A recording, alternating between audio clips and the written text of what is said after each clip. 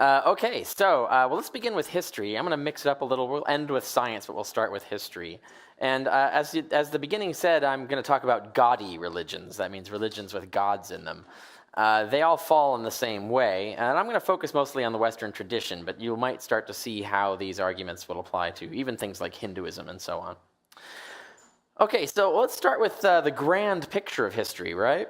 Imagine religions as species of animals, and you put animals in a big family tree, essentially, right, of how they started at one original species and that radiated out into various others, into branches and leaves and whatnot. Now think of religions in a similar way. The earliest religions date at least to 40,000 BC. Now, actually, we have evidence that goes even further back than that. But by 40,000 BC, we have shamanistic cave paintings and other things like ritual burials and things like that indicate that there was some sort of religion going on. 40,000 years BC, think about that. Now, the first priesthoods, we're looking at 10,000 BC when we have cities or cities and villages and things, where we have actual priesthoods established. So we've got 30,000 years where humans are walking around with religions and having religious beliefs before they even get priesthoods. But then finally they get priesthoods. It's still 8,000 years before Yahweh comes along and says, oh, hey, by the way, I am the one true God. And you see, of course, he does this in one tiny little place. I mean, he doesn't mention the fact that he exists to anyone but one tiny tribe of goat herders in one little place. And for another 1,000 years, even after that, he neglects to ever mention this Jesus character, right? So when you look at history, this Yahweh religion, this Yahweh-based religion, even Christianity, just looks like one among many. It makes no sense from the perspective of a cosmic deity who would, of course, been revealing the gospel from, year 40,000 BC. And all cultures, all history would show that the same God was sending the same messages to people in every culture and everywhere from as far back as we have any kind of evidence of religion.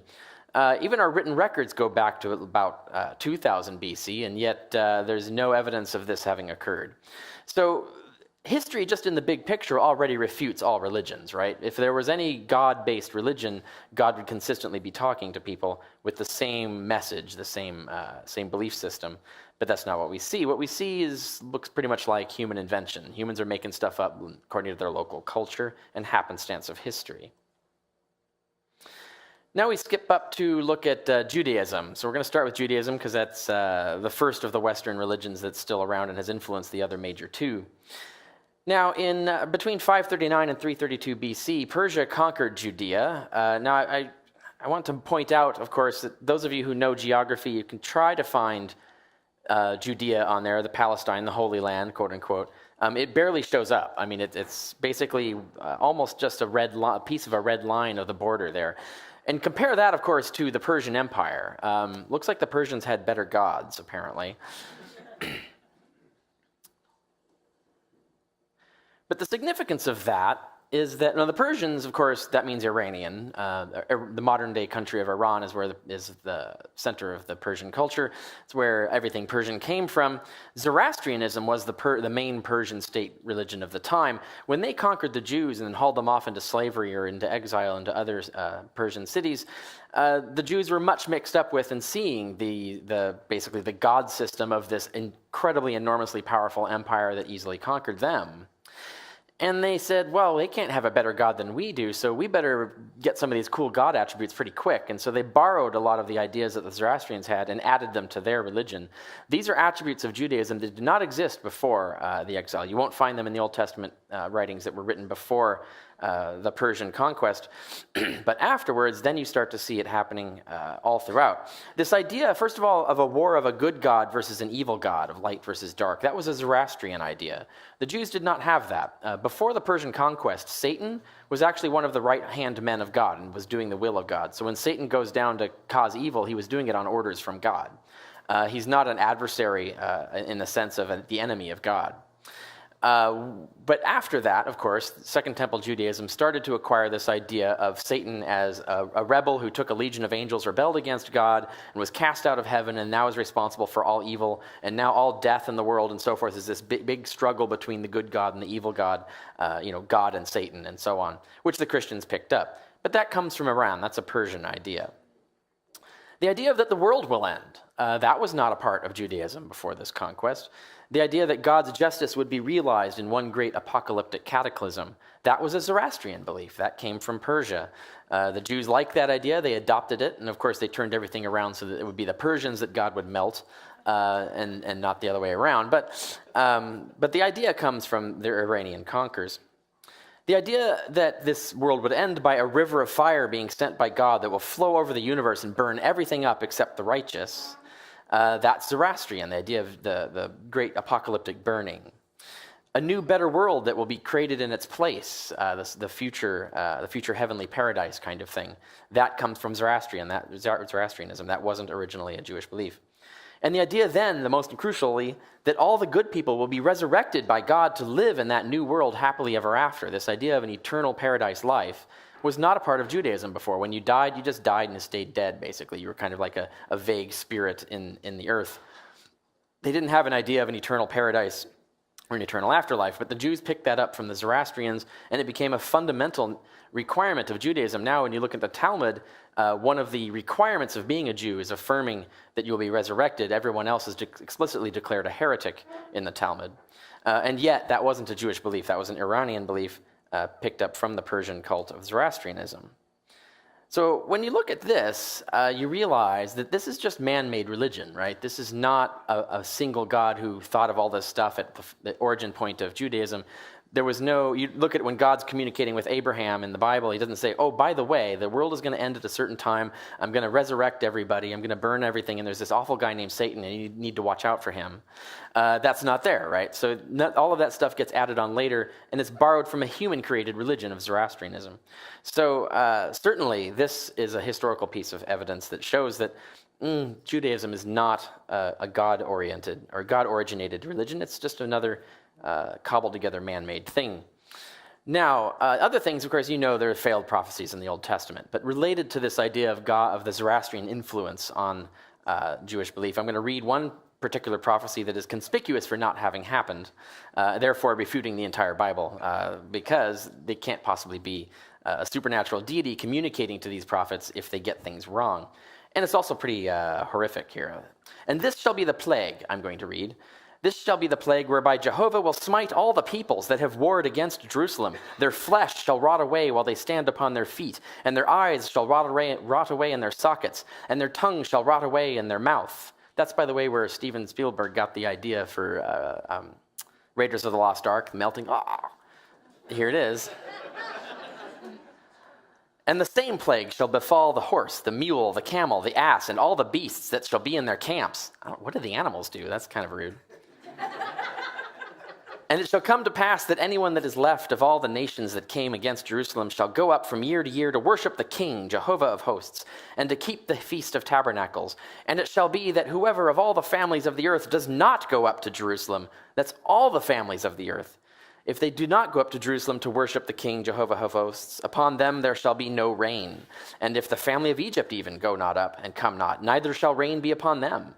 There'll be that plague too, don't forget, whereby Jehovah will smite the nations that go not up to keep the Feast of Tabernacles. This shall be the punishment of all the nations that go not up to keep the Feast of Tabernacles. Never happened. Failed prediction. But notice this idea of the apocalyptic end world, and also the idea of the Jews as the master race that the entire world will bow down to. They kept getting conquered instead by other nations like the Persians, the Greeks, and then the Romans. So consistently, history turned out exactly the opposite the way that God told them it would. And this, we see, even is connected to aspects of, oh, that's a shame. This is not coming through correctly.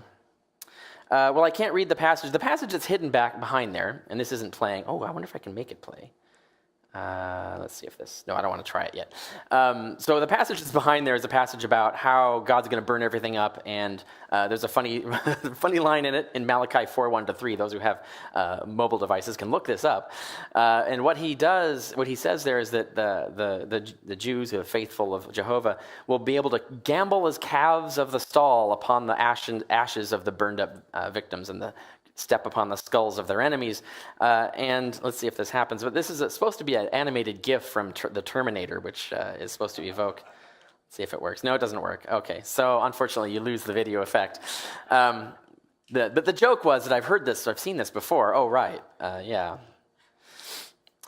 So that's Judaism. And you could go on and on about that, but the point is it's very easy to look at historical facts and show that it's a man-made religion. It doesn't have a pipeline to God, so it's not a divine thing. And so what they're saying about God is probably not true.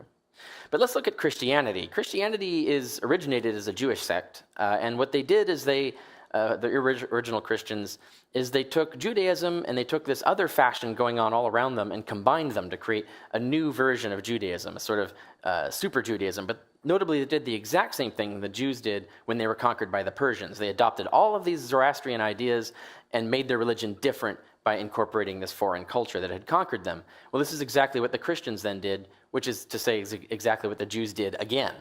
By creating Christianity, is they borrowed all of these ideas of these popular religions around them held by their conquerors, the Greeks and then the Romans, and created a new religion.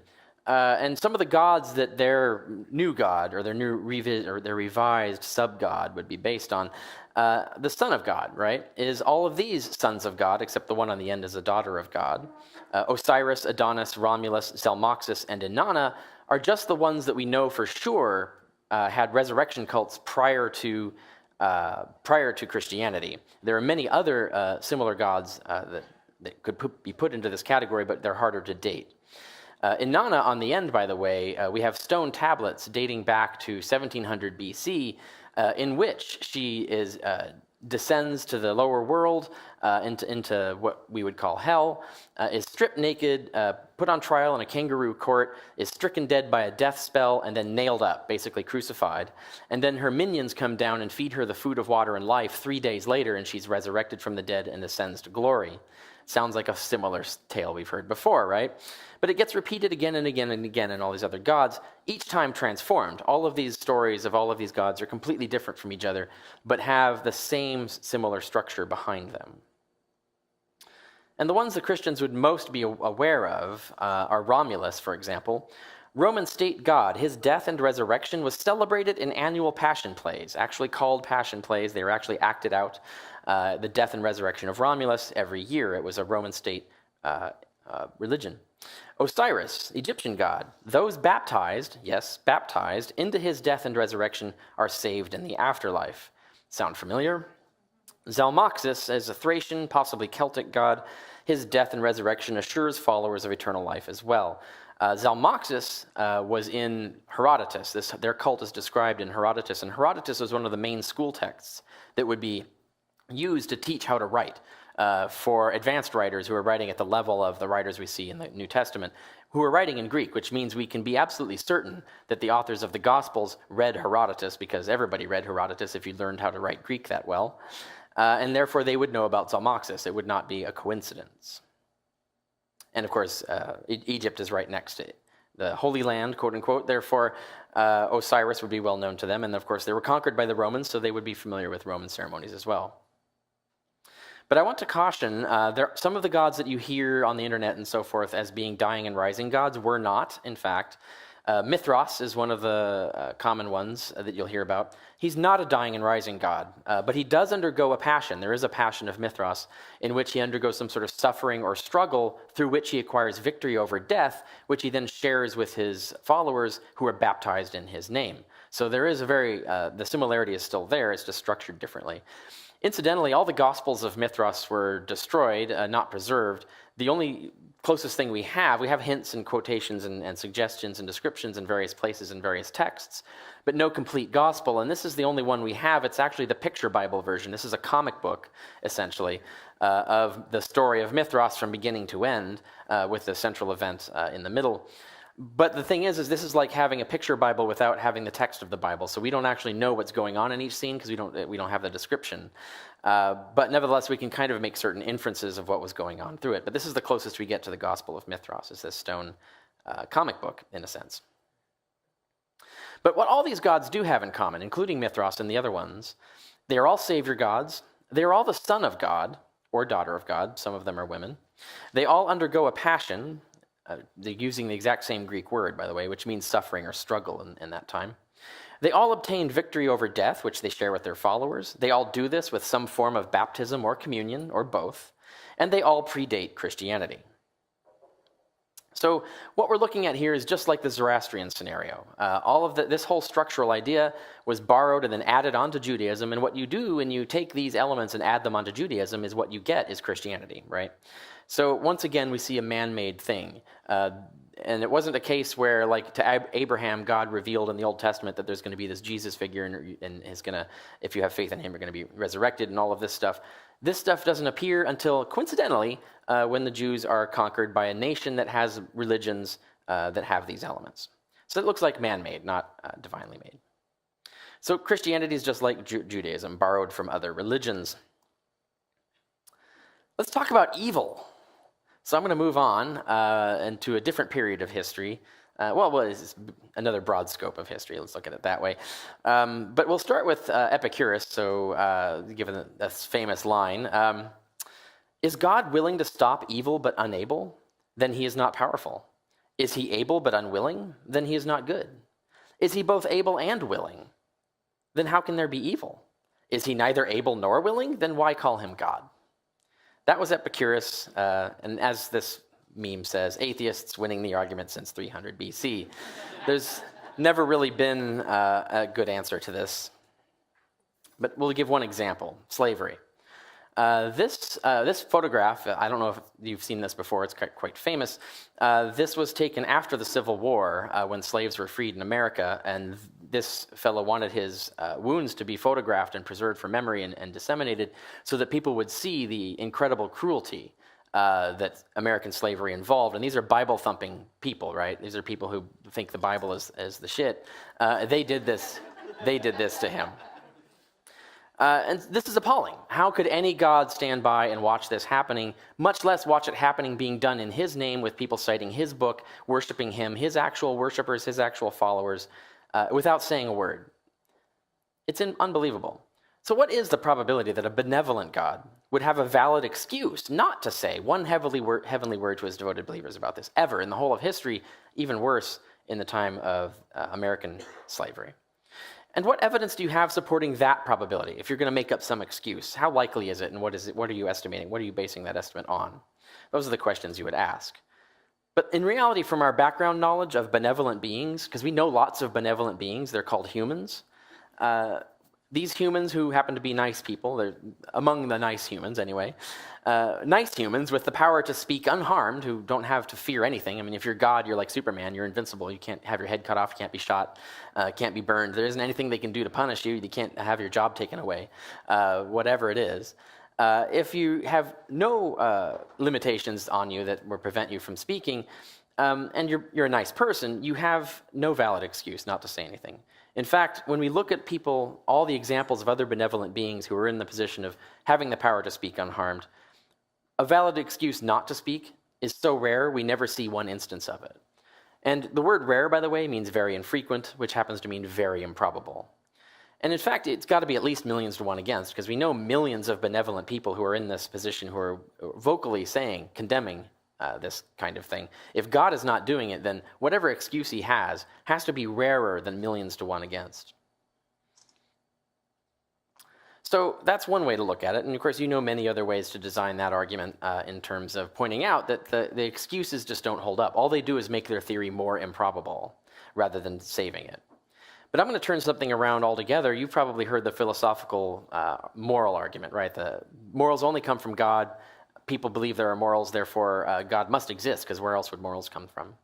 Well, let's look at history. History actually refutes this. Let's treat atheism and theism as two different theories here. Atheism, as a theory, predicts that moral rules will only come from human beings, they will begin deeply flawed, and will be improved by experiment over thousands of years. Note, that is exactly what we observe. Slavery is just one example of many things where the moral rules were created by humans. They were deeply flawed, completely fucked up, one would say, and were improved gradually, very painfully, slowly by experiment over thousands of years. Therefore, atheism is vindicated by the historical record. Theism, as a theory, however, predicts a universe directly governed morally right from the start. In other words, the correct moral laws are disseminated immediately from the beginning. It would have been 40,000 BC, not 800 BC, but we would also possibly see the universe actually designed to be moral. We would have justice laws, stewardship of the world, enacting justice and mercy on God through God. We see none of these things. All of the things you would expect from a moral engineer are not there. But we observe no such laws built into the universe, no stewards or law enforcers but us ever. So the theistic theory is completely refuted. Its predictions for history do not come true. It's falsified by history itself, whereas the predictions of atheism are completely verified. So the moral argument goes the other way around. So that's for morals. Now I'm going to talk about things, whether they're moral or not, but they're still involve moral concern. Yeah, what ought you do after you wipe your butt? You wash your hands, right? Okay. Everybody knows this, except Jesus, by the way. In Mark 7, Jesus comments on the Jewish tradition at the time of washing your hands and washing your utensils before you use them for meals and washing your hands before you eat. And Jesus says, this is a human tradition. It's not in the Torah. God did not command it. Therefore, you don't have to do it. You do not have to follow this rule. He says that things that go into your mouth can't harm you. Only things that come out of your mouth are evil. And meaning words, of course, but and blasphemies. But the point being is that he clearly did not know about germs, right? This was the best teaching moment in the history of the human race, where if you're a divine being, the one thing you know, if you stumbled across a TARDIS and were able to teleport, in time back to here, and people mistook you for a god and were listening to you, what was one of the first things you'd tell them about is germs, right? Because there's millions of people, kids, women, men, are dying and suffering in horrible ways because they don't know about germs. And simple things, simple hygiene, just cleaning your hands could save countless lives. And you have this guy, Jesus, who's portrayed as going around randomly healing this or that individual isolated person, but doesn't do anything like cholera, done, gone. If it was a god, you could eliminate cholera as easily as laying on hands on the earth, right? Just no more cholera, done. That would be how a god would do it. He wouldn't walk around town like a Benny Hinn clone trying to do faith healing acts. But the key thing here is that if Jesus was God or had any pipeline to God, surely he would know about germs and would teach and say, by the way, that is a tradition of men, but it's a really good one. It'll save lots of lives. In fact, you should do this more. And you should sterilize your instruments if you're going to engage in surgery. There's all kinds of things that you should know about. And by the way, water should be potable. You should make sure it doesn't have germs in it and so on and so forth. And clean your hands after you wipe your butt. But instead, Jesus seems to act like diseases are caused by demons inhabiting a person. In other words, he acts like the same primitive mindset of the time. So here we have conclusive evidence just in the Gospels themselves. Even if you treat them as literal books, Jesus is not God, because God would know about germs. So clearly God has not been talking to anyone. For all of these, this is just examples after example after example. There are many more, one could go on. So history proves God's not been talking. Islam's no different. I'll briefly just say that the Quran also fails to mention germs, incidentally. So when the angel Gabriel was rambling on and on and on with these surahs to Muhammad, you'd think by the end Muhammad would be pissed off that Gabriel didn't at any time mention germs. That would have been really helpful information. By the way, also so would the printing press and a few other things. The Quran also endorses slavery, including sex slavery, which of course the Old Testament also does. And therefore, the angel Gabriel thought slavery was really cool. Keep up with that. Like Judaism, God's promise of prosperity and superiority over all nations was also refuted by the opposite. Almost all Islamic nations are failed states or economic disasters compared to much of the quote-unquote infidel West, which has all the power and wealth.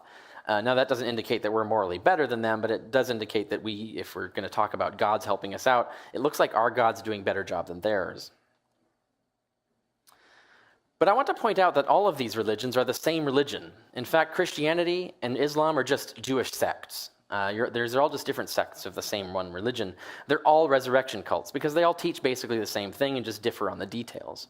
Judaism says the world will one day be dissolved, the dead will be raised, and the loyal will become immortal. Christianity says the world will be dissolved, the dead will be raised, and the loyal become immortal. Islam says the world will be dissolved, and the dead will be raised, and the loyal become immortal. It's all the same religion.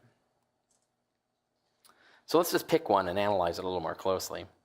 Now, I can't take credit for this, by the way. I'll read it in a moment, but this is a meme that went around on the internet ages ago. Someone else came up with it. They're pretty brilliant because it's spot on. This is the description of Christianity, dead honest.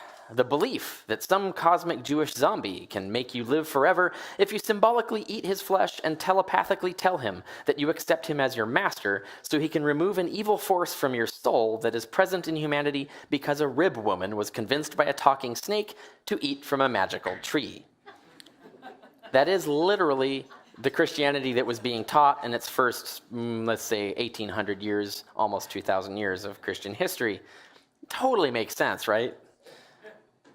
Now, a lot of Christians say, "Whoa, okay, that sounds a little ridiculous." Okay, so I get you. That's crazy. So we can make this more sensible. And so we came up with a new and improved Christianity, where all that Eve stuff, okay, rib woman, stalking snakes, okay, that's all baloney. We'll grant you that. We'll concede you that.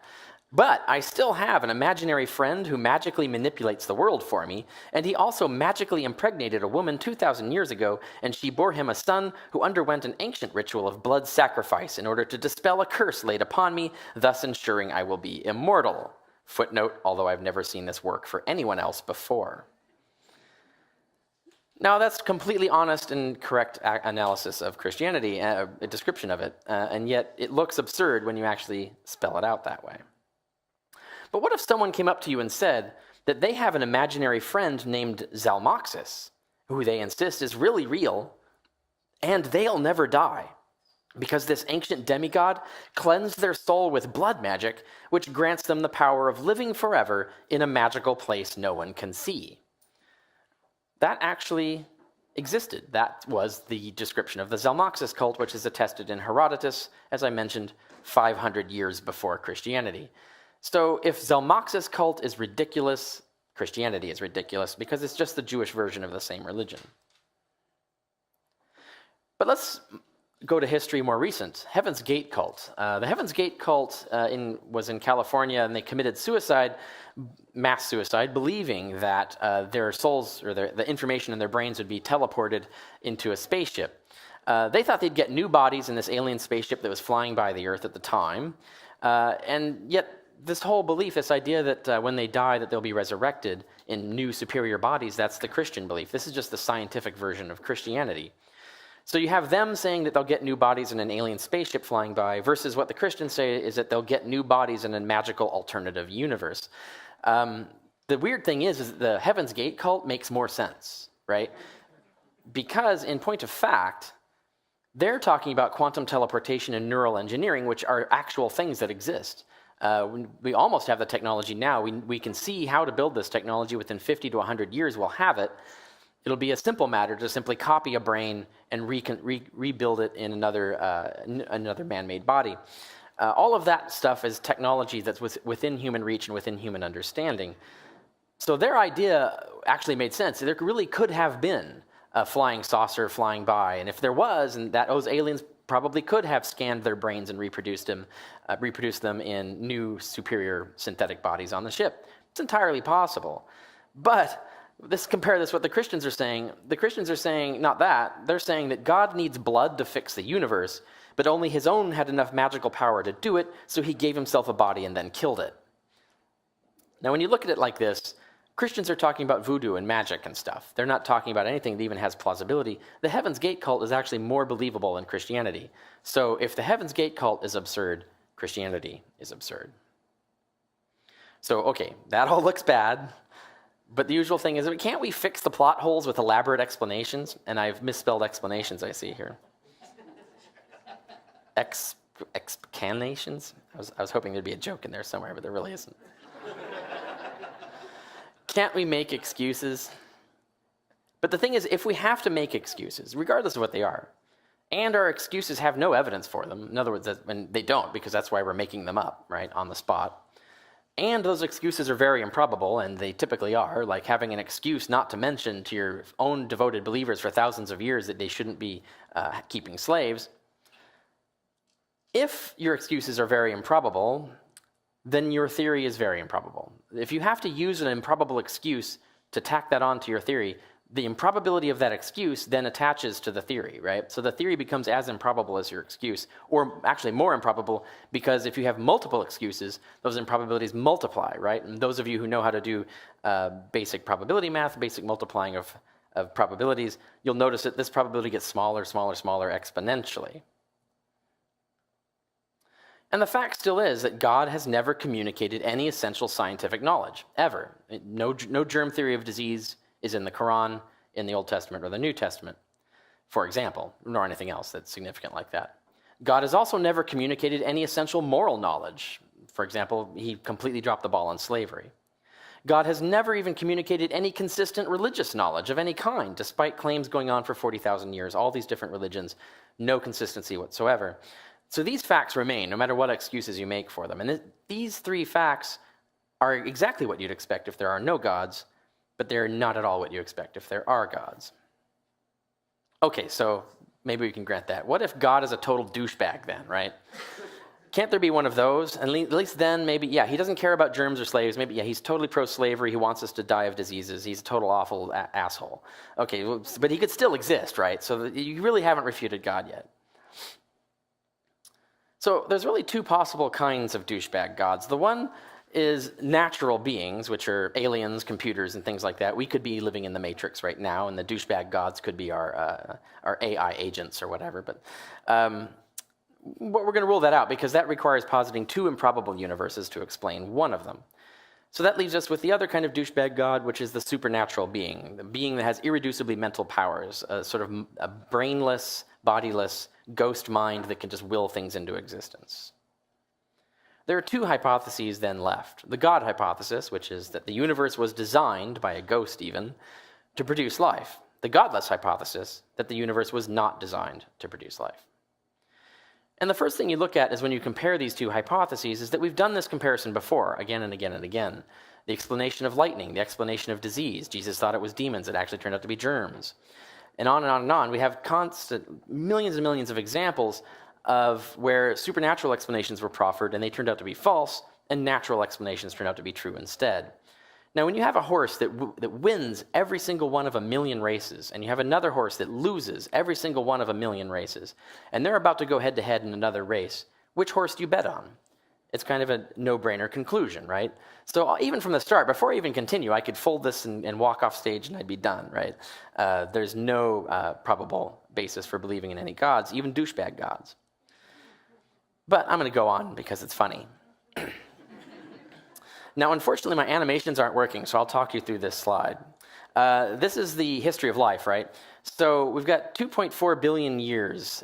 Life began, and then there are about 2.4 billion years after that, where life was just sitting around evolving as single-celled life. Now, in actual fact, single-celled life is over 6 times more evolved than plants and animals just by time alone, right? Animals have only been around about 0.6 billion years, in other words, 600 million years, whereas single-celled life has been around 3.7 billion years, so about 6 times more. So single-celled life, bacteria, for example, have been evolving 6 times more and longer than we have. So they're actually way more evolved than we are. But in fact, the rate of evolution for single-celled life is actually 500,000 times faster than for multi-celled life like animals, which means that single-celled life is actually many billions of times more evolved than your hand, for example. So single-celled life is badass.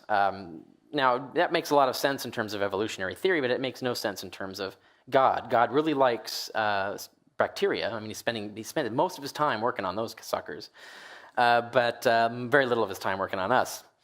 So what was God doing for the 2.4 billion years fiddling around? And he's got all these single-celled organisms. He doesn't know what to do with them. He can't even figure out that maybe they could work together to do something. And then eventually he comes up with the idea that, you know what, maybe they could congregate together and make more complex entities, like algae. Algae, that's clever. So he creates things like algae where multiple cells can cooperate, but he's still sticking around with those for 1 billion years before he realizes, oh, you know what, maybe I should have these cells differentiate their function so that we can have a more complex animal. Why didn't I think about that 3.4 billion years ago?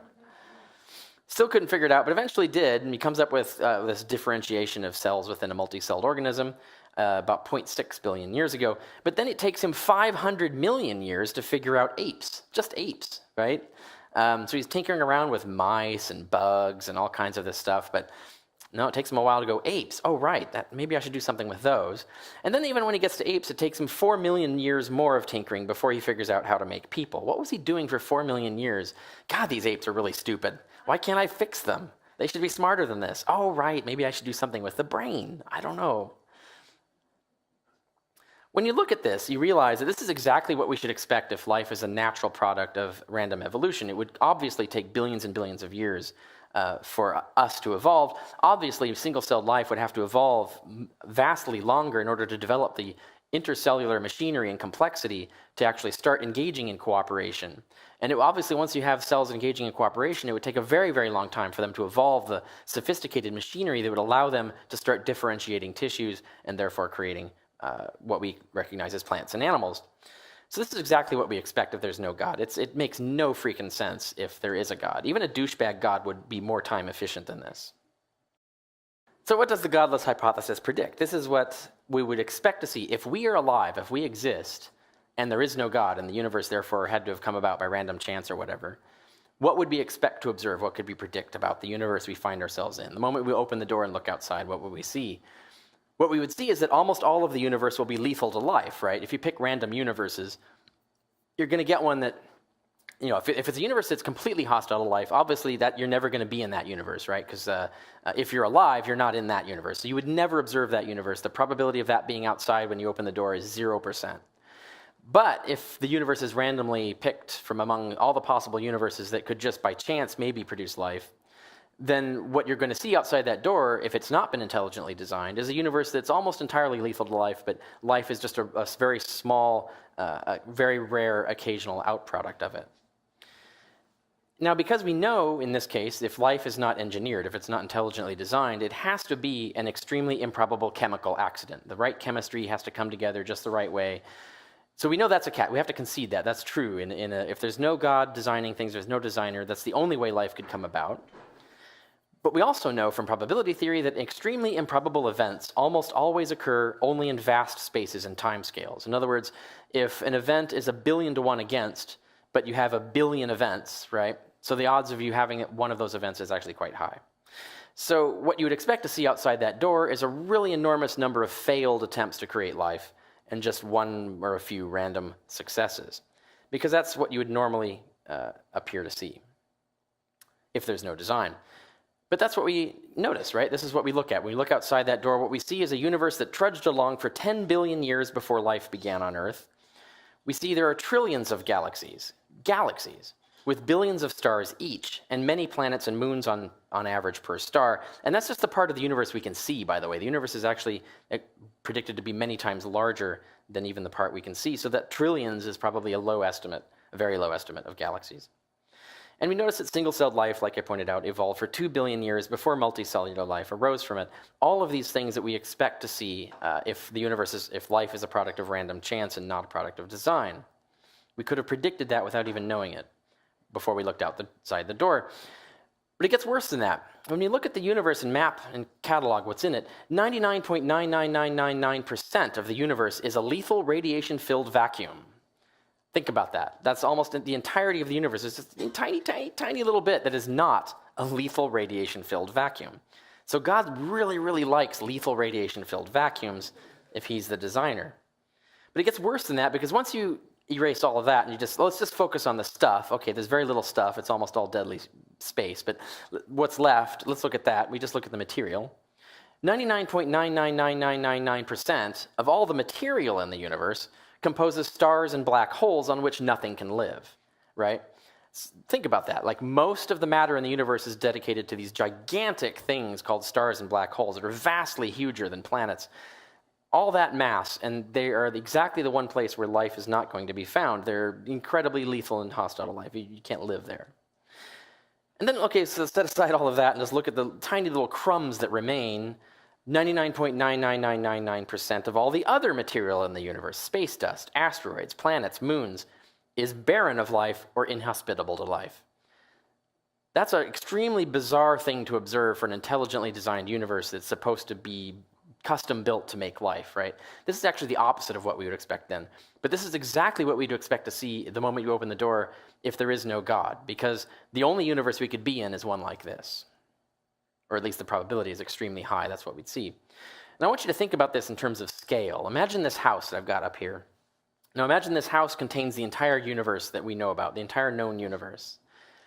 The amount of volume in this house that would be hospitable to life, the rest of it is completely entirely lethal to life, the amount of volume that would be hospitable to life would be smaller than a single proton. Not smaller than a bacterium, even smaller than the proton in an atom in a bacterium. If you walked into that house, you see that it's almost entirely lethal to life, and you couldn't even find the one proton that life was living on in there. Would you conclude that the house was designed to create life or designed to be hospitable to life? No, you'd conclude the opposite. Now, it's worth pointing out that Aristotle actually thought the universe was much more conducive to life than this, and he described it a complete cosmos. In going all the way to the stars, it was completely inhabited and completely inhabitable. Aristotle's universe was 10 to the power of 30 times more hospitable to life than ours is, which means Aristotle is a vastly better engineer of universes than God would be, apparently. I think even a douchebag God could outdo Aristotle, but evidently not.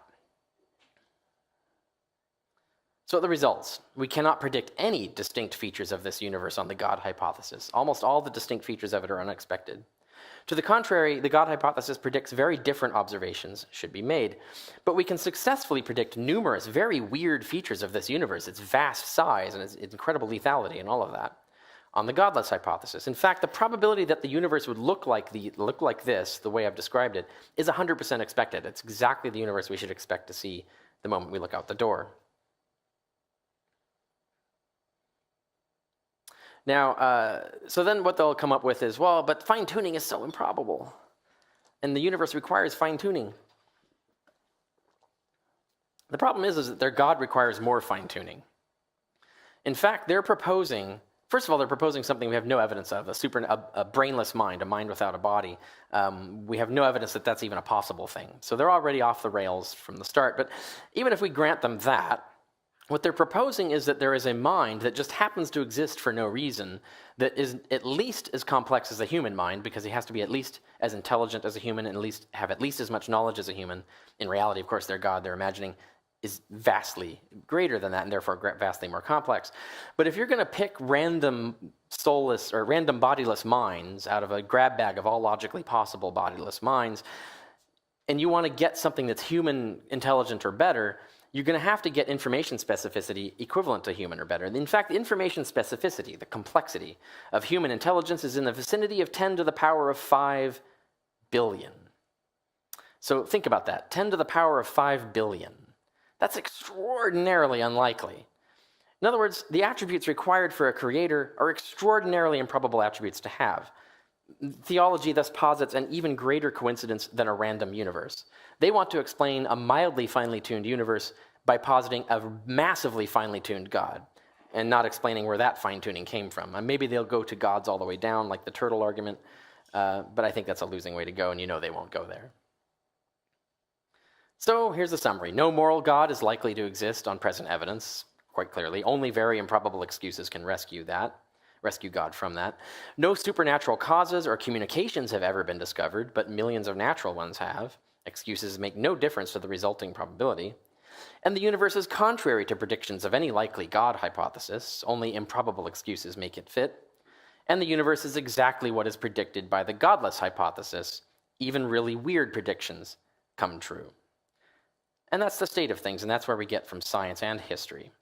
So we could write Ulan Khulufad's book long before he actually is supposed to have written it, according to Douglas Adams. And I could say, well, that about wraps it up for God. Thank you.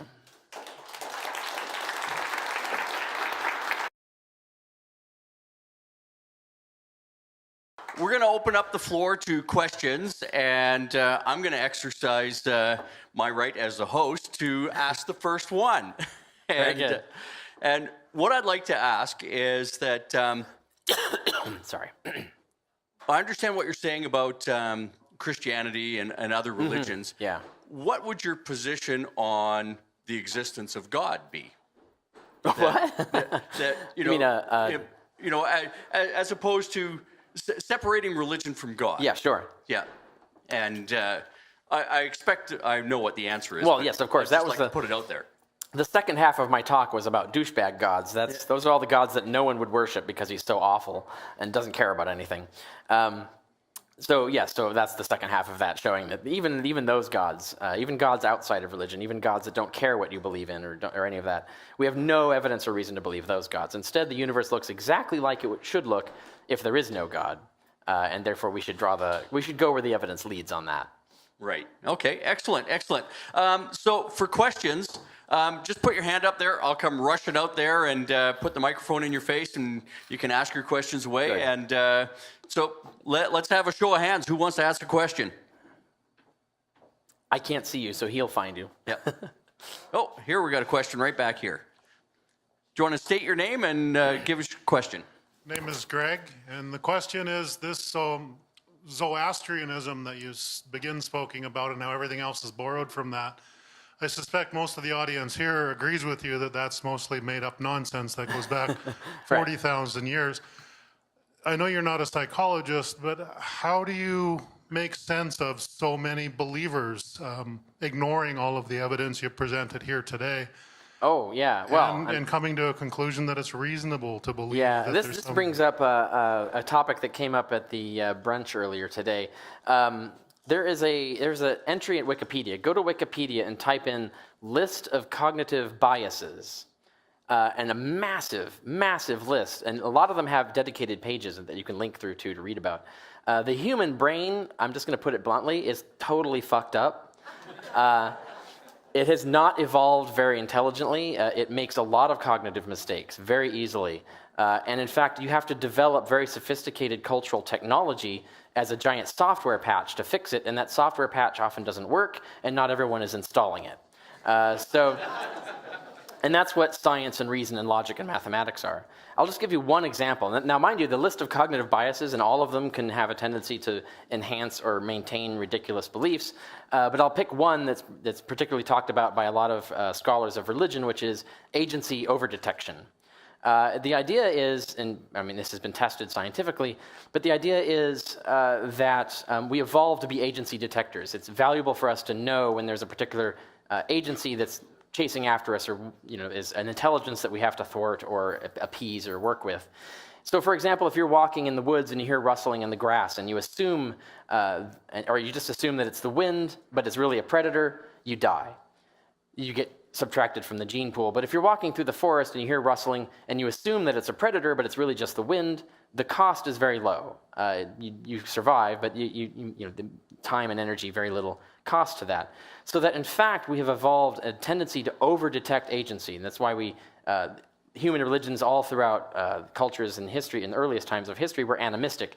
Everything had souls. Trees had minds, and the wind had a mind, and you could have a stick that had a mind.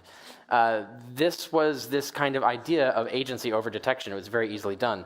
As we evolved civilizations and city-states, then the idea of these animistic spirits became congregated into, or taking a bunch of different gods and just saying, oh, it's all just one god. So you have the wind god or the city god and so forth. So that you had what we call polytheism. Now, as political structures became more monocratic, where you have you start have empires, single individuals ruling over empires, you get monotheistic religions. Zoroastrianism is bitheistic in the sense it has two gods, but it really has only one god you're supposed to worship, so it's monolatric. So it is really the original monotheistic cult. And Egypt tried to experiment with this as well. Rome did a little bit later. But even when you subordinate the other gods, you have the one supreme god under them or above them. And then the next step is to have them all be agents of his, so they become angels and saints and stuff like that. They still have godlike powers, and they're still basically gods, but we just conveniently don't call them that. So you can look at it politically, what people have done. They've just kept their animistic tendencies, but they've just aggregated all the animism and thrown it onto one single mind now. So when people say they believe in God, they're still saying they believe in tree spirits and sky spirits and wind spirits. It's all the same spirit to them. And they literally do that. Like you have Pat Robertson saying that gay people caused God to send us hurricanes in the United States. That's just animistic wind godism. So that's just one example. There are many other cognitive biases that contribute to this, but that's my answer to that question. Excellent answer. Do we have any more questions? Yep, there's a couple questions out there. Excellent. Hi. So given that our origins have animistic heritage, and the software bug that we kind of all, bugs that we've all inherited in our brains through evolution, how do you explain then that some people refuse to kind of fall into that, like us sitting in this room? How is it that we don't have and shape those same beliefs, even though we were raised and immersed in this from the same influences as somebody who's deeply religious? Yeah. This is actually an important psychological question. It's only recently, like within the last 10 years, that scientists have started asking that question and building research tools to answer it. Phil Zuckerman, I think it was Zuckerman, created the Institute for Secular Studies at the Claremont University, where their whole mission there is to actually answer questions like that by starting to study how do skeptics differ from believers? Is it cultural? Is it psychological? And was it biological? And so there are roots to all of these things. Some people have different tendencies. Some people are born with cognitive biases that are stronger than other people due to random genetic variation. That's part of it. We know, for example, from twin studies that biology explains about 50% of your religious belief. So there is a strong biological component. But the other component is cultural, and that depends on how you've been raised. It depends on what information you've been exposed to. It depends on your education and so on. A lot of the people here, for example, are probably highly curious people. That there may be a genetic component to your curiosity. Once you start getting curious and that means you're going to start asking questions and you're going to start gaining information and learning things that other people don't. People who are less curious aren't going to fall down that path and aren't going to accumulate that knowledge, for example. And that's just one single change that you can make in someone that can make a difference in terms of where they end up in terms of religious belief. And when they do things like twin studies, they can look at, for example, how when the twins don't have the same religious belief, they can look at, well, then what were the differences in terms of environment? Because then it's not genetic, it's something environmental. And then it's just a question of what parents did they have? How were they abused or treated as children? There's a lot of different aspects of this in terms of psychology. Religion has culturally built itself to be self-perpetuating in many ways. I was just a couple days ago, or just last night, watching Jesus Camp, right? So this is an extreme example, but nevertheless an example of how you can so fuck up someone's brain that they'll be stuck in religion and they'll be extremely immune to the software patches that you need to install to get them out of that. And that's just a cultural thing that's just forcing that on them and distorting their brains and doing them real, actual psychological harm as a result. That's just one example of many different influences like that. So the answer to that question is multivariate, and it's still something that we're studying in terms of what we can actually do to answer that question. But it's going to come down to probably a lot of different causes like that. Okay, we have another question. Yeah, excellent. We've got a question over here, and then I'll come over and ask your question over there. So my question is, do you think that with all the software patches and things that we would need to do with people, is possibly convincing historians in general and the scholarly work that gods are made up and that the Bible is made up and some of your other work, is that a good way to deconvert people, or is that possibly going to go against what a lot of people would be willing to accept? Well, I know already for a fact. I mean, I've traveled the country, traveled North America, Canada, and the U.S. for about 10 years now, and I've been in many rooms with anywhere from 50 to hundreds of people at a time. And many times I've asked the question, how many of you were hardcore believers? Now you're not a believer. Lots of hands come up, and then you ask them, like, was it people like me communicating things that, doing what you're talking about, disseminating the truth and counteracting lies and misinformation and thing, was that responsible, at least in part, for their deconversion? And the hands stay up largely. So we know that happens. And I've had many people tell me their personal stories, like how my writing an article against God, saying that God is ridiculous and this is why, really made them think and convinced them that, you're right, this is ridiculous, and they got out of it. So we know that works. Now, the way it works is, in general, is if you do that kind of thing, you do information dissemination, you do debunking and all of that, you will get a certain percentage of the population to wake up. But then you have the remaining percentage that might be immune to that particular process, and then there might be some other process that will work on them. And there's a variety of different things you could think of in terms of how you might get them out of religion. Some of them is just letting them die off and just trying to make sure their kids don't get brainwashed or abused into believing the same thing. But each particular technique might siphon off a percentage until you get down to people who are just full on actually clinically insane. And there really is no treatment for them other than actual traditional medical treatments, clinical treatments. And that you'd get maybe like a 5 or 10% of the population where they're schizophrenic or something like that. So I think that's the answer to your question is yes, it works. It works on a significant percentage, so it's going to get us numbers.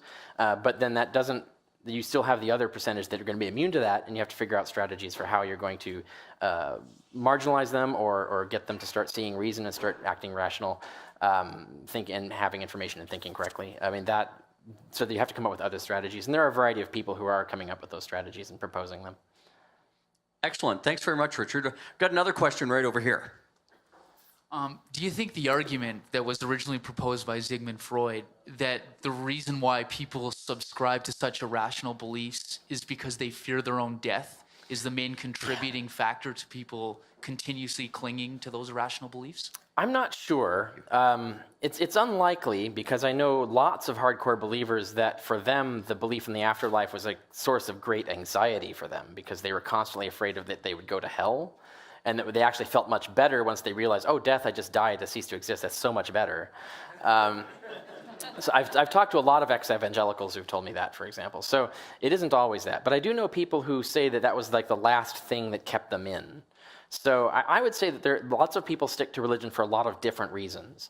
And sometimes they stick to religion for a number of reasons simultaneously, and you knock them off one by one until they all fall, right? So for some people, that would be the case. For some people, that's not the case. And in terms of percentages, you'd have to do a more concentrated psychological study to find out, like, for how many people is that the case. So we don't really know, but it is more complex than just that. Excellent. Thanks very much, Richard. Got another question right here. If you still got time to ask more questions? What time are we at? So Quarter to four right now. okay, and how long did we want to go? I mean, You want to go to 4 o'clock? Is that too long? sure. No, not at all. Yeah. Okay, let's Right? let's shoot for 4 o'clock. Okay. All right. Okay. A while ago, I read In the Shadow of the Sword, which is about the origins of Islam. And a good deal of it sounds like the sort of analysis you did of Judaism and Christianity, taking stuff from the already existing religions. Have you read that? No, I haven't, no. And I'm not an Islamic studies expert either, so there's very little I can comment on usually on that. All right. Do we have any more questions? Oh, there's a couple back here. Let's go back here. Hang on. Hello, good afternoon. The God helmet, have you heard or read anything about it? Oh, you mean the device that makes you experience God? Yes. Is that what you're referring to? I haven't kept up the reading on that. I think that got challenged. I think there's been a challenge in the literature to whether the original study was fully kosher or not. So I don't know if that actually holds up. Pun not intended, but I will claim it after the fact as intended. So I'm not really sure how that holds up in terms of the research, but in principle, we do know that there are centers of the brain that if you activate them in a certain way, that you'll have certain experiences that are bizarre. Certain experiences that can make you feel like there's a presence near you, for example. Because we know that there's parts of our brain that's what their job is, right? Is to figure out that there's someone behind us and we need to turn around, or that we're in the presence of someone. And so all you have to do, you can literally stick a physical wire into the brain and stimulate that thing. You don't need the electromagnetic helmet necessarily, and do that. So there's lots of things like out-of-body experiences that you can do. You can do the powerful feeling of being loved, because we know our brain already has the architecture for a powerful feeling of being loved, because otherwise we would never be able to feel that. So if you can actually stimulate that and then make people think that it's being stimulated by something like, oh, God is near you, rather than, oh, there's a wire stuck in the right part of your brain, then yeah, obviously you can manipulate the brain to actually have Godist experiences. When I actually was never a fundamentalist. I was never really a Christian in any real sense. My only fanatical religion, I would say, the only thing that I truly believed in was Taoism for several years of my life. And it was because I was convinced by powerful religious experiences that convinced me that the Taoism was the one true religion, and the Tao was something that actually existed, and you could actually conform your life to it, and it would actually make your life better if you did. And the most powerful of these experiences I had was an altered state of consciousness. And I did this through meditation originally, but I got to the point where I no longer needed to meditate to put myself in these states. And so I got to that point where I could do it at any time. And there was one occasion, and I'm going to give you the backstory so a lot of you who know science will immediately know what was really going on. I found that out later, but so I was a flight deck firefighter in the United States Coast Guard long ago. And so I was on, and due to the nature of life at sea in the military, you often have overlapping duty schedules that prevent you from sleeping. So I was awake for about 36 hours just working on various projects on the ship simply because of these duty schedules. Now, occasionally I'd get like a half an hour nap here and there in that period, but never really any sleep. So this is massive sleep deprivation. So 36 hours, and this was common, by the way. It wasn't unusual. And at this time, we were just happened to be at sea. We just happened to have a search and rescue mission where the helicopter was just sent away so that everybody could return to the regular stations. And I was there. One of the things I was doing was there holding a fire extinguisher for a particular operation going on. But that was all done, and so I could put the fire extinguisher away or whatever. And everybody was packing up and leaving the air section of the ship. But at that point, we were at sea in international waters, hundreds of miles from land, and we were under. It was a perfectly clear sky, so we were underneath one of the most amazing star fields you'll ever see. And I immediately had one of these powerful mystical experiences where my mind expanded to encompass the entire universe, so that I was actually merging with all these stars in the universe, and I experienced the actual visual, literally like vertical visual sense and understanding that there were a lot of these little green points throughout this universe that had living civilizations on them, and all of this was in harmony with the Tao, and it was this whole like powerful, moving experience of feeling so at harmony with this idea, and it was so right, and it was all just the perfection of the Tao. It really made sense of everything. So that was an example of a really powerful altered state of consciousness I had, which just gives you the point that you can have these altered states of consciousness that aren't even focused on any particular God. They might be focused on something that's sort of a vegetable mind-like being, like the Tao, for instance. And so obviously what that was a sleep deprivation hallucination, right? And when I started to realize that, because I kept studying science, in conjunction with realizing that there were flaws in the philosophy, because I was studying Confucianism as well, and Taoism and Confucianism are arguments against each other, and sometimes the Confucians are right, and sometimes the Taoists are right. I started to realize this was all man-made, and that I was just fooling myself through motivated belief into making these altered states of consciousness, these hallucinations, match what I expected to be the case. So my brain was just generating them, and it was generating them in exactly the way I expected them to generate, and therefore it was verification bias in the most spectacular sense. So even if there was a machine that could do that, that's all it's really doing is something like that. Excellent. Got another question for you here, Richard. Hi. So in the description of a God who could have told mankind about germs earlier, like a benevolent God. Mm-hmm. So I think I'm correct in saying it was Louis Pasteur. Pasteur. Great, my French isn't that good. So it wasn't until the late 19th century. So is it possible, like when you did your study of Christianity in the Old Testament, they had these rules?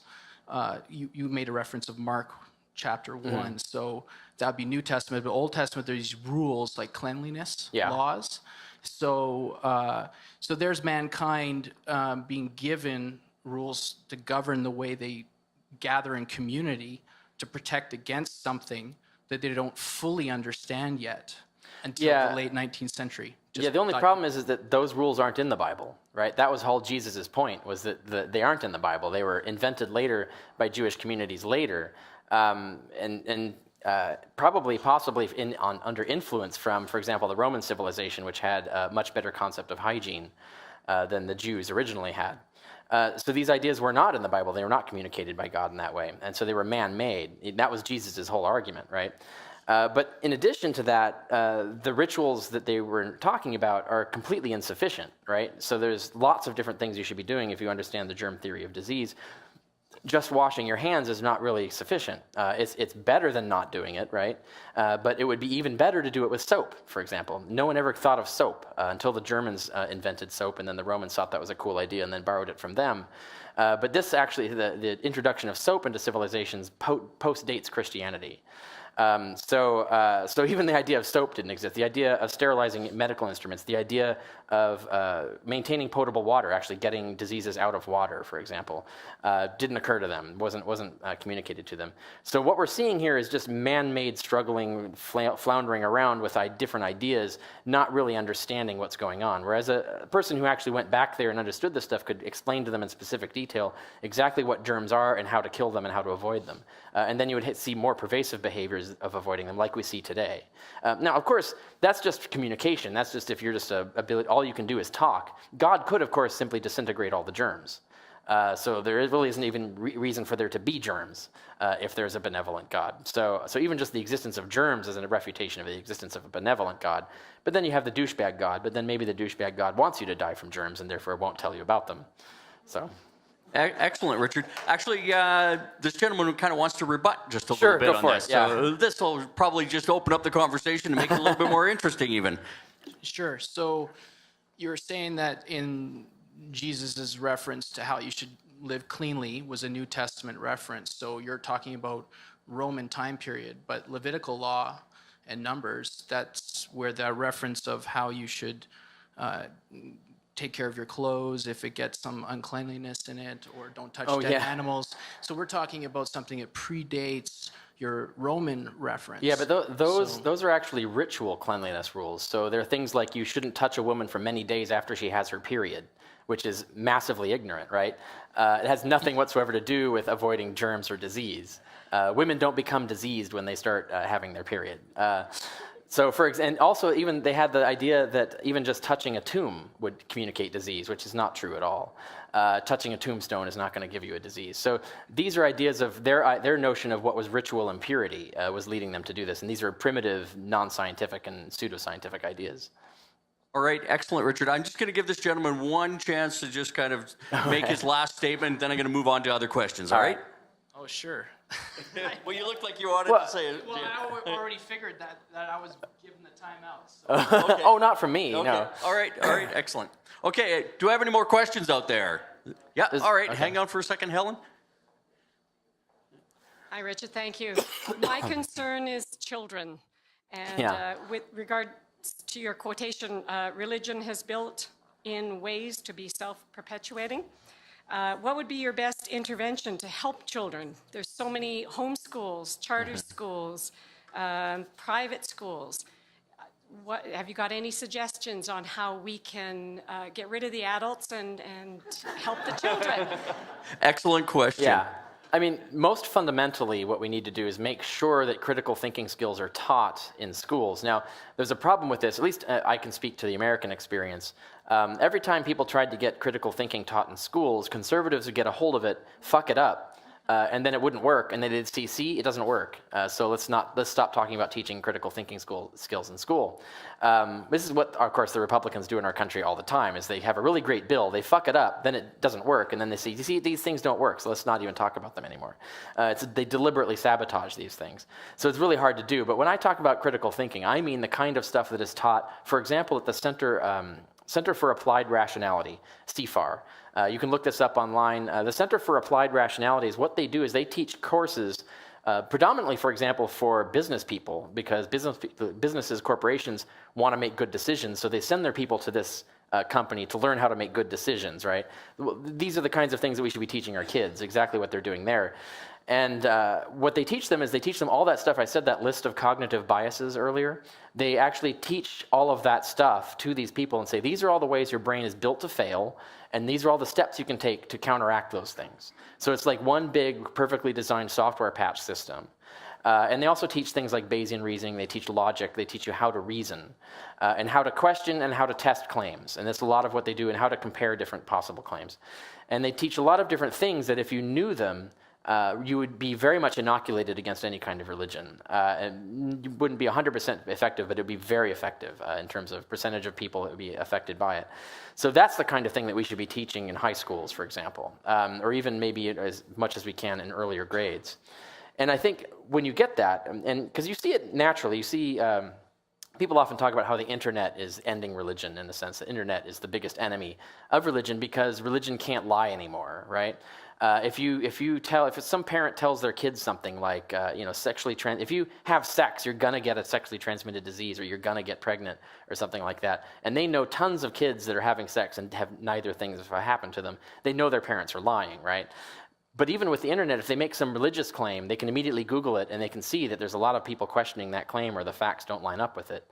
And once they are willing to realize that their parents just lied to them, not only are they on the track for getting away from religion, but now they know that their parents are liars, right? So now their parents have actually discredited their own authority, so they actually lose their ability to influence a child in terms of convincing them of things, because now they know to be suspicious of everything they say and to double check it.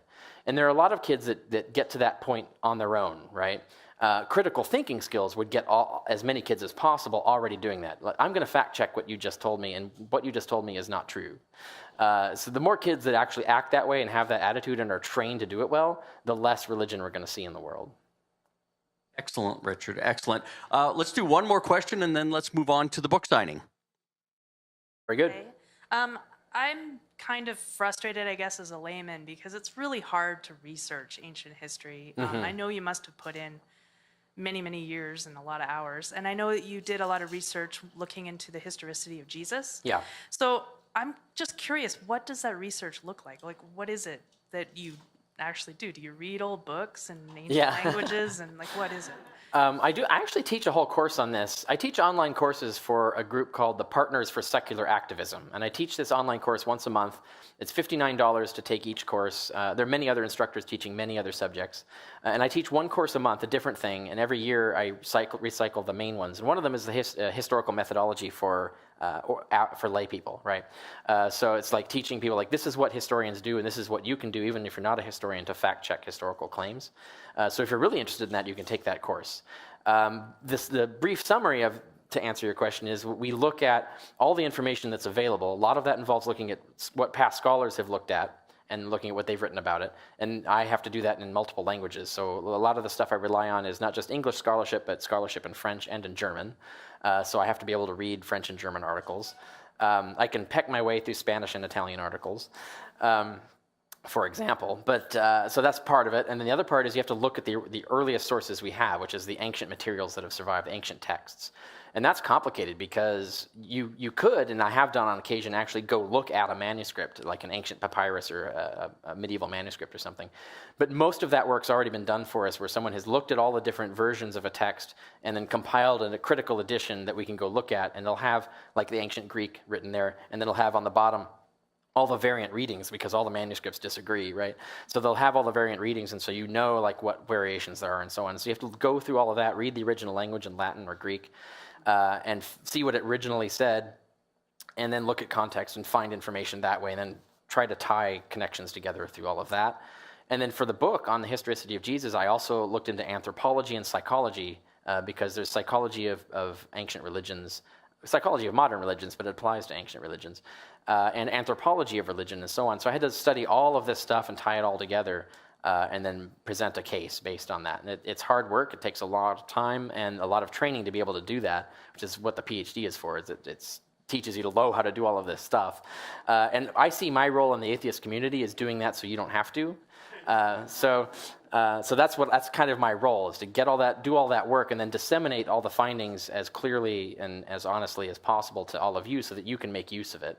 And by citing all of my sources for all of my information, you can make even more use of it. You don't have to just trust me as an authority on stuff. So that's kind of like what I do, and I'm happy to be doing that for you. Excellent, excellent. Fascinating work, Richard. Let's give Richard a round of applause. Thank you very much.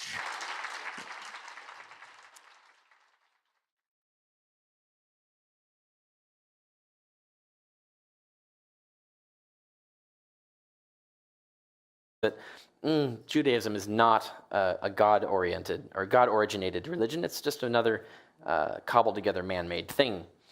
Now, other things, of course, there are failed prophecies in the Old Testament, but related to this idea of God, of the Zoroastrian influence on Jewish belief, I'm going to read one particular prophecy that is conspicuous for not having happened, therefore refuting the entire Bible, because they can't possibly be a supernatural deity communicating to these prophets if they get things wrong.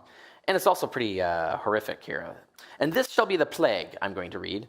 This shall be the plague whereby Jehovah will smite all the peoples that have warred against Jerusalem. Their flesh shall rot away while they stand upon their feet, and their eyes shall rot away in their sockets, and their tongue shall rot away in their mouth. That's, by the way, where Steven Spielberg got the idea for Raiders of the Lost Ark, melting. Here it is. And the same plague shall befall the horse, the mule, the camel, the ass, and all the beasts that shall be in their camps. What do the animals do? That's kind of rude. And it shall come to pass that anyone that is left of all the nations that came against Jerusalem shall go up from year to year to worship the King, Jehovah of hosts, and to keep the Feast of Tabernacles. And it shall be that whoever of all the families of the earth does not go up to Jerusalem, that's all the families of the earth, if they do not go up to Jerusalem to worship the King, Jehovah of hosts, upon them there shall be no rain. And if the family of Egypt even go not up and come not, neither shall rain be upon them. There will be that plague too, don't forget, whereby Jehovah will smite the nations that go not up to keep the Feast of Tabernacles. This shall be the punishment of all the nations that go not up to keep the Feast of Tabernacles. Never happened. Failed prediction. But notice this idea of the apocalyptic end world, and also the idea of the Jews as the master race that the entire world will bow down to. They kept getting conquered instead by other nations like the Persians, the Greeks, and then the Romans. So consistently, history turned out exactly the opposite the way that God told them it would. And this, we see, even is connected to aspects of, oh, that's a shame. This is not coming through correctly. Well, I can't read the passage. The passage is hidden back behind there, and this isn't playing. Oh, I wonder if I can make it play. After that, of course, Second Temple Judaism started to acquire this idea of Satan as a rebel who took a legion of angels, rebelled against God, and was cast out of heaven, and now is responsible for all evil, and now all death in the world and so forth is this big struggle between the good God and the evil God, God and Satan, and so on, which the Christians picked up. But that comes from Iran. That's a Persian idea. The idea that the world will end, that was not a part of Judaism before this conquest. The idea that God's justice would be realized in one great apocalyptic cataclysm, that was a Zoroastrian belief. That came from Persia. The Jews liked that idea. They adopted it. And of course, they turned everything around so that it would be the Persians that God would melt and not the other way around. But the idea comes from the Iranian conquerors. The idea that this world would end by a river of fire being sent by God that will flow over the universe and burn everything up except the righteous, that's Zoroastrian, the idea of the great apocalyptic burning. A new, better world that will be created in its place, the future heavenly paradise kind of thing, that comes from Zoroastrianism. That wasn't originally a Jewish belief. And the idea then, the most crucially, that all the good people will be resurrected by God to live in that new world happily ever after. This idea of an eternal paradise life was not a part of Judaism before. When you died, you just died and stayed dead, basically. You were kind of like a vague spirit in the earth. They didn't have an idea of an eternal paradise or an eternal afterlife, but the Jews picked that up from the Zoroastrians, and it became a fundamental requirement of Judaism. Now, when you look at the Talmud, one of the requirements of being a Jew is affirming that you'll be resurrected. Everyone else is explicitly declared a heretic in the Talmud. And yet, that wasn't a Jewish belief. That was an Iranian belief picked up from the Persian cult of Zoroastrianism. So when you look at this, you realize that this is just man-made religion, right? This is not a single God who thought of all this stuff at the origin point of Judaism. There was no, you look at when God's communicating with Abraham in the Bible, he doesn't say, oh, by the way, the world is going to end at a certain time. I'm going to resurrect everybody. I'm going to burn everything. And there's this awful guy named Satan, and you need to watch out for him. That's not there, right? So all of that stuff gets added on later, and it's borrowed from a human-created religion of Zoroastrianism. So certainly this is a historical piece of evidence that shows back to about 2000 BC, and yet there's no evidence of this having occurred. So history, just in the big picture, already refutes all religions, right? If there was any God-based religion, God would consistently be talking to people with the same message, the same belief system. But that's not what we see. What we see looks pretty much like human invention. Humans are making stuff up according to their local culture and happenstance of history. Now we skip up to look at Judaism. So we're going to start with Judaism because that's the first of the Western religions that's still around and has influenced the other major two. Now, in between 539 and 332 BC, Persia conquered Judea. Now, I want to point out, of course, that those of you who know geography, you can try to find Judea on there, the Palestine, the Holy Land, quote unquote. It barely shows up. I mean, it's basically almost just a piece of a red line of the border there. And compare that, of course, to the Persian Empire. Looks like the Persians had better gods, apparently. But the significance of that is that, the Persians, of course, that means Iranian. The modern-day country of Iran is is the center of the Persian culture. It's where everything Persian came from. Zoroastrianism was the main Persian state religion of the time. When they conquered the Jews and then hauled them off into slavery or into exile into other Persian cities, the Jews were much mixed up with and seeing basically the god system of this incredibly, enormously powerful empire that easily conquered them. And they said, well, they can't have a better God than we do, so we better get some of these cool God attributes pretty quick. And so they borrowed a lot of the ideas that the Zoroastrians had and added them to their religion. These are attributes of Judaism that did not exist before the exile. You won't find them in the Old Testament writings that were written before the Persian conquest. But afterwards, then you start to see it happening all throughout. This idea, first of all, of a war of a good God versus an evil God, of light versus dark, that was a Zoroastrian idea. The Jews did not have that. Before the Persian conquest, Satan was actually one of the right-hand men of God and was doing the will of God. So when Satan goes down to cause evil, he was doing it on orders from God. He's not an adversary in the sense of the enemy of God. But after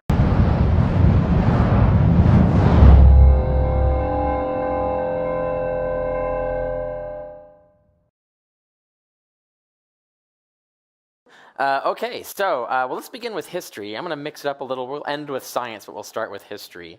And as the beginning said, I'm going to talk about gaudy religions. That means religions with gods in them. They all fall in the same way, and I'm going to focus mostly on the Western tradition, but you might start to see how these arguments will apply to even things like Hinduism and so on. Okay, so let's start with the grand picture of history, right? Imagine religions as species of animals, and you put animals in a big family tree, essentially, right, of how they started at one original species and that radiated out into various others, into branches and leaves and whatnot. Now think of religions in a similar way.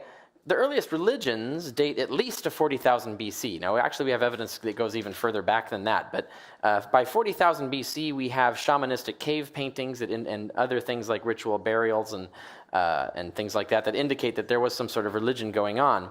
40,000 years BC, think about that. Now, the first priesthoods, we're looking at 10,000 BC when we have cities or cities and villages and things where we have actual priesthoods established.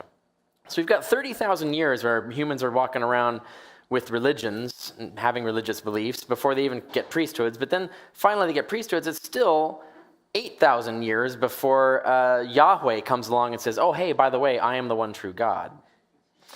And you see, of course, he does this in one tiny little place. I mean, he doesn't mention the fact that he exists to anyone but one tiny tribe of goat herders in one little place. And for another 1,000 years, even after that, he neglects to ever mention this Jesus character, right? So when you look at history, this Yahweh religion, this Yahweh-based religion, even Christianity, just looks like one among many. It makes no sense from the perspective of a cosmic deity who would, of course, been revealing the gospel from, year 40,000 BC. And all cultures, all history would show that the same God was sending the same messages to people in every culture and everywhere from as far back as we have any kind of evidence of religion. Even our written records go back. See if this. No, I don't want to try it yet. So the passage that's behind there is a passage about how God's going to burn everything up, and there's a funny line in it in Malachi 4:1-3. Those who have mobile devices can look this up. And what he says there is that the Jews who are faithful of Jehovah will be able to gamble as calves of the stall upon the ashes of the burned up victims and step upon the skulls of their enemies. And let's see if this happens. But this is supposed to be an animated GIF from the Terminator, which is supposed to evoke. Let's see if it works. No, it doesn't work. Okay, so unfortunately, you lose the video effect. But the joke was that I've seen this before. Oh, right. Yeah. So that's Judaism. And you could go on and on about that, but the point is, it's very easy to look at historical facts and show that it's a man-made religion. It doesn't have a pipeline to God, so it's not a divine thing. And so what they're saying about God is probably not true. But let's look at Christianity. Christianity is originated as a Jewish sect, and what they did is the original Christians, is they took Judaism and they took this other fashion going on all around them and combined them to create a new version of Judaism, a sort of super Judaism. But notably, they did the exact same thing the Jews did when they were conquered by the Persians. They adopted all of these Zoroastrian ideas and made their religion different by incorporating this foreign culture that had conquered them. Well, this is exactly what the Christians then did, which is to say exactly what the Jews did again. By creating Christianity, is they borrowed all of these ideas of these popular religions around them held by their conquerors, the Greeks and then the Romans, and created a new religion. And some of the gods that their new god or their their revised sub-god would be based on, the son of God, right, is all of these sons of God, except the one on the end is a daughter of God. Osiris, Adonis, Romulus, Zalmoxis, and Inanna are just the ones that we know for sure had resurrection cults prior to Christianity. There are many other similar gods that could be put into this category, but they're harder to date. Inanna, on the end, by the way, we have stone tablets dating back to 1700 BC, in which she descends to the lower world